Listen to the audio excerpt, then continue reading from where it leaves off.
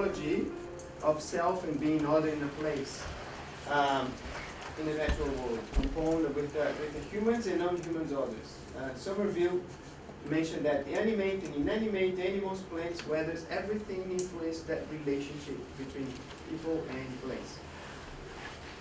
And what we really feel and believe and connect with the environment determines people's attitude towards the experience.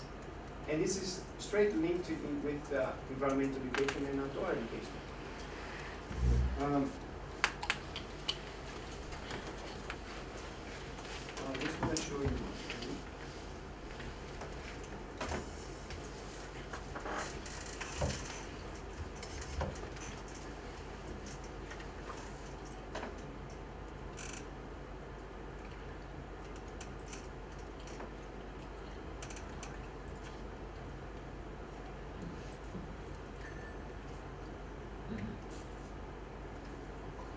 Yeah, this one, yeah. Okay. All right. This morning, 5 a.m. I went for a walk. Yeah. You know the place, yeah. And I'm going to share it with you.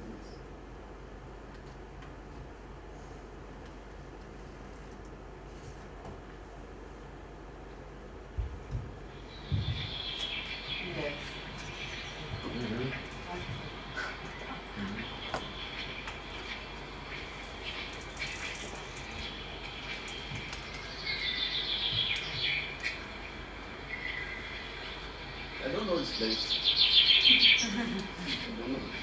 We'll show you, no problem. Very close. So with this sound?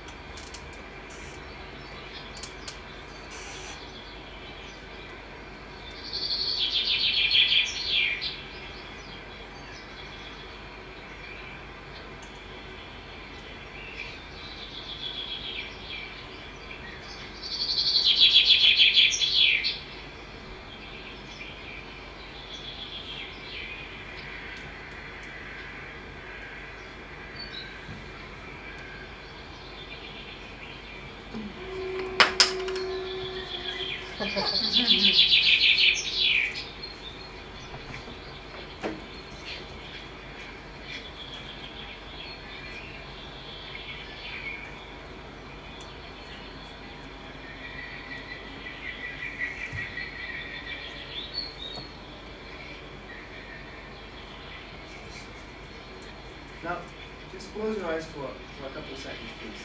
And imagine you're in a very, very special place. Could be different than this one, could be this one. You just listen to the sounds. Just listen to these birds. Listen to the nature.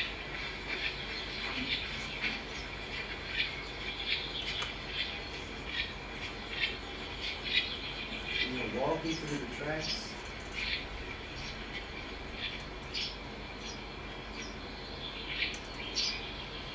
You feel the sun in your face, a little bit of wind in the air.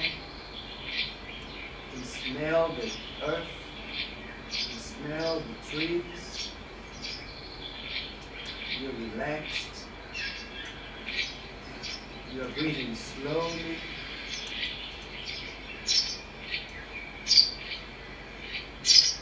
And then the bird came close to you. You're feeling yourself connected.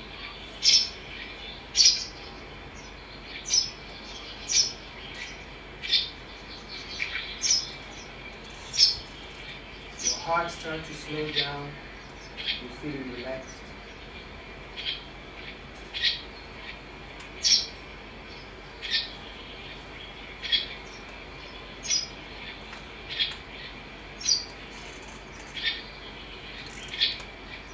Now you can slowly open your eyes and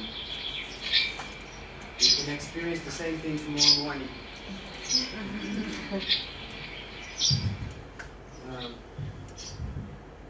Hey, Bert, thank you.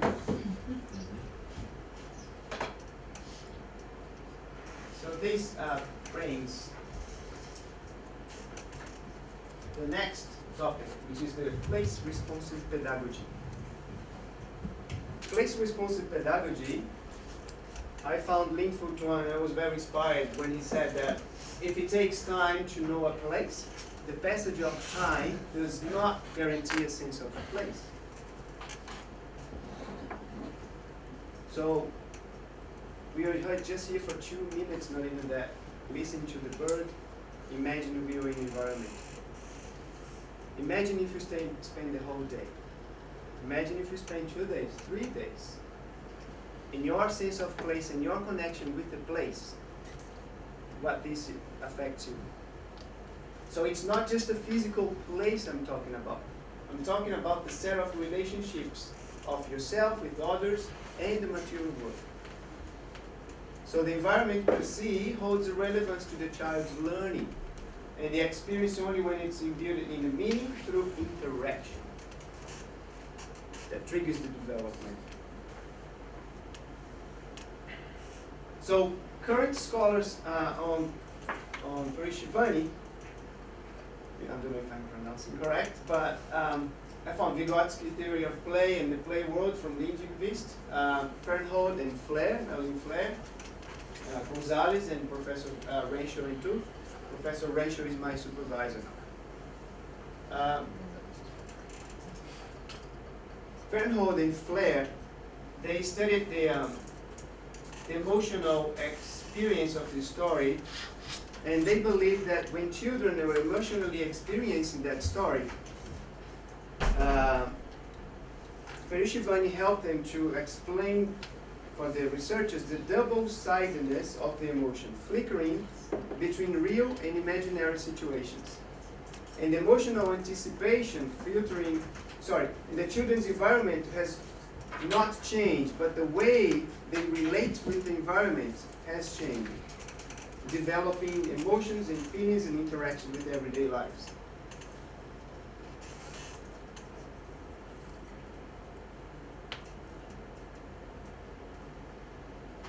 Renshaw and Tooth, they developed the research that's still an ongoing research, and that's when my research comes together and blend with the story thread, which is an all hands-on embodied learning from story thread that enhances the students' connection with the nature and with peers.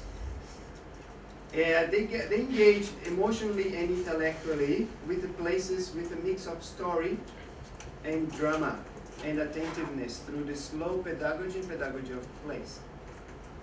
So the story thread combines the learning outdoors with play and imagination, including attentiveness and reflection through the experience as a part of the pedagogy of place.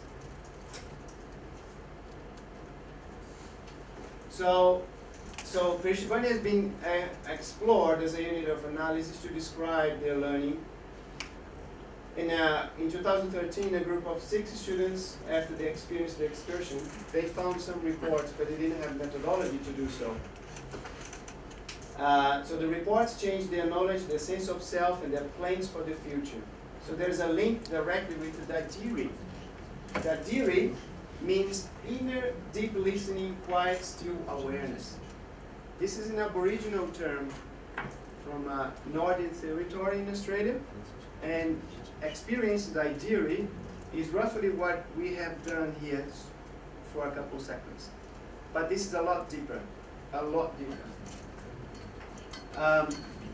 And this is the scenario and the methodology of my research. In this kid's drawing,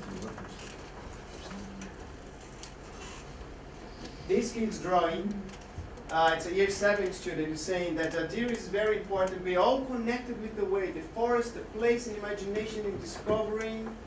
Everything's linked like vines coming from you, the student's heart, to the tree's heart. Look at this connection. It's brilliant. So this heightened emotional engagement will be explained with just one verbal communication that I'm just going to read it for you very quickly. These episodes become topics of conversation and reflection between children and adults as they revisit the story they have created and enacted. It's as if they are floating above the experience and learning from the episode as they recall and evaluate the emotional experiences beyond the stories. So the child is both acting imaginatively as if somebody else, but also able to shift and to consider as if self from the perspective of the past and the present. So these are the moments where they are learning simultaneously about themselves.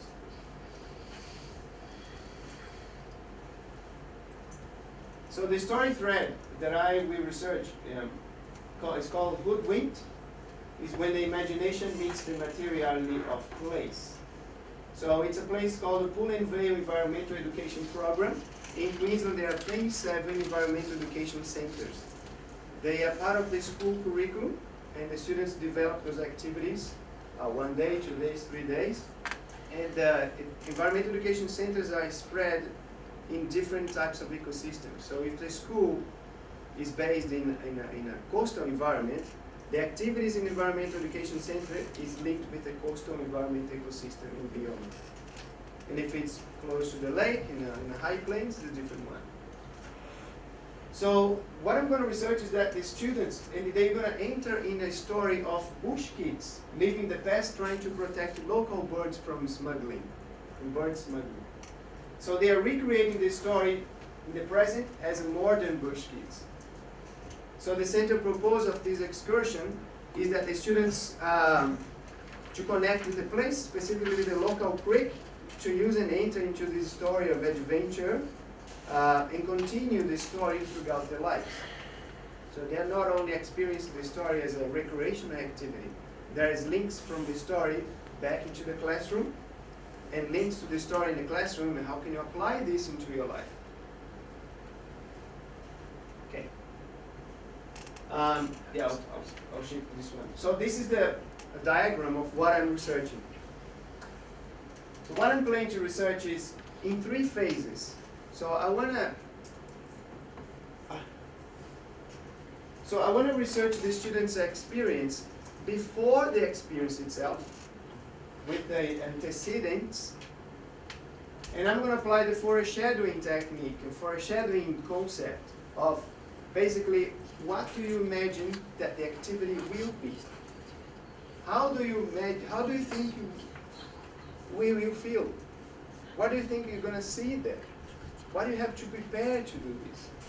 What are the things you imagine will happen? So they have that imagination flourish and all that idea of what's going to happen before. And then I'm going to research the enactments in place, which is what's happening during the activity, where they are experiencing the environmental education activity out in nature.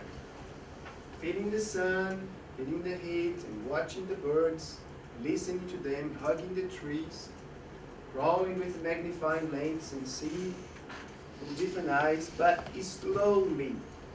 They're not visiting the place as they visit a museum because the bus has to leave in half an hour. It's not like that. It's a slow connection, slow pedagogy. And then maybe, as he says evidence of Perezhivanie, I should write a big maybe, perhaps. I will, or I intend, to see through hindsight. 1 week after the activity, I'm going to interview the kids and I'm going to discuss it with them. 3 months after the activity, I will repeat that. And at the end of the year, I will do the same. So in hindsight means that the ability to understand an event or situation only after it has happened. And this makes me think, well, this is very similar and helps me to link with the understanding of Perezhivanie when you imagine in hindsight.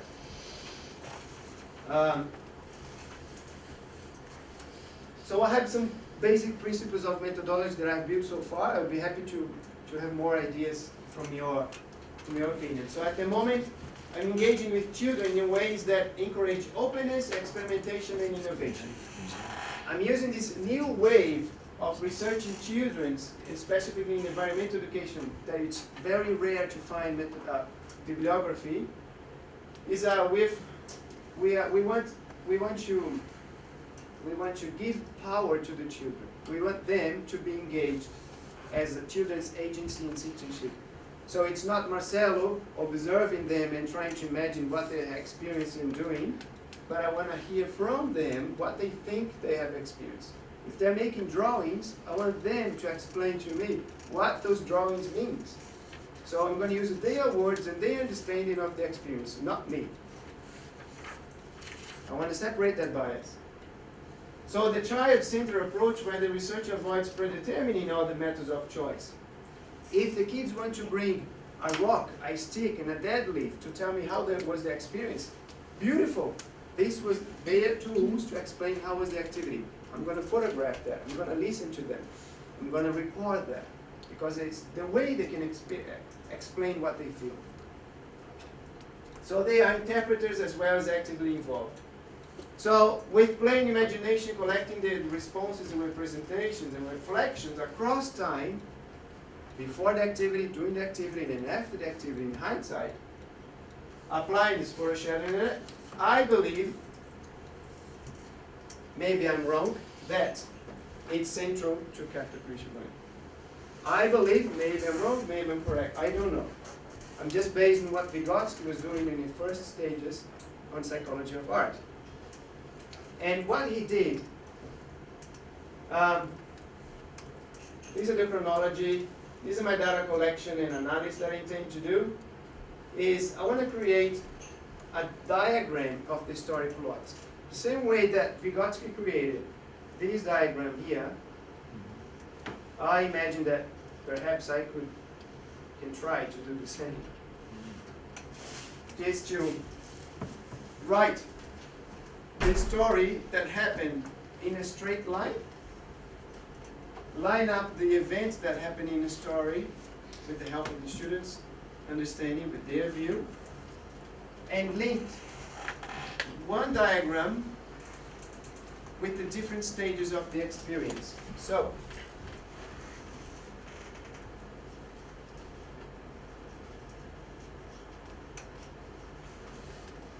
maybe I can recognize the children's experience of Perezhivanie. I'm going to, the story, the diagram, and I'm going to juxtapose the diagrams, different diagrams. One is the story is designed by the PAC program, the story of Bush kids, the story that they are through drama they are experiencing, but it's not a drama in an enclosed environment, it's a drama outside. The story foreshadowed by the children as they prepare for the excursion. The story enacted and recorded through my observations and the engagement of the whole group, in particular children. And then the story in hindsight, recorded and collecting their responses from significant moments of the story. And I think that, you guys please help me, that if I can overlap and juxtapose those diagrams, different diagrams, I'll be able to observe moments of Perezhivanie. And I'll be able to observe the moments of, not if it's not Perezhivanie, the development, crucial, kairotic moments that they experience. So the implications to the study, the Perezhivanie for my study is emotion in a formal drama, in an everyday drama. We spoke about that. It influences the course of child's development. The drama will influence the child's development during the activity and after the activity. And I believe that drama in real life is a trigger for Perezhivanie. Stories in a diagram makes visible Perezhivanie for analysis. And that time flows in more than one direction. And the past and the present, I believe they are more intertwined than what we think. And every time I research hindsight, memory, Perezhivanie, and think about the past, I remember the past. and I reflect upon the past.